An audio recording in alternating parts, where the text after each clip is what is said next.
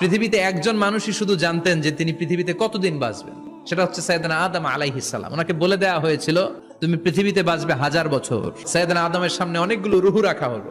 সাইয়েদনা আদম বললেন এরা কারা? আল্লাহ বললেন তোমার বংশধর। সাইয়েদনা আদম বললেন আল্লাহ ওই যে একটা রুহু দেখা যায় এটার নাম কি? এটা তোমার ছেলে দাউদ, সে দুনিয়াতে নবী হয়ে আসবে। সাইয়েদনা আদম বললেন মাবুদ আমার ছেলে দাউদের কত বছর হায়াত আপনি দিয়েছেন? আল্লাহ বললেন মাত্র 40 বছর। সাইয়েদনা আদম বললেন মাবুদ এত ফুটফুটে সুন্দর আমার ছেলে দাউদ মাত্র 40 বছর দিলেন কেন? আল্লাহ আপনি বাড়ায় দেন, আল্লাহকে বাড়ানো যাবে না, লেখা হয়ে গেছে। সাইয়েদনা আদম বললেন আমার 1000 বছর থেকে 60 বছর আমি আমার ছেলেরে দিয়ে দিলাম। আর আদম আলাইহিস সালাম পেয়েছিলেন 1000 বছর, 60 কমে গেলে রইল কত? 940 বছর পৃথিবীতে থাকার পরে মালাকুল মাউত চলে এসেছে, এসে বলল জিইতু আন আকবাদা রূহাক, রূহ কবজ করতে আসছি। আদম আলাইহিস সালাম বললেন রূহ কবজ করতে আসছো মানে আমি বাঁচবো তো 1000 বছর। মালাকুল মাউত বললেন না না, ওই যে আগের কথা স্মরণ করেন আপনি 60 বছর দিয়া দিয়েছিলেন। কয় না আমি দেই নাই।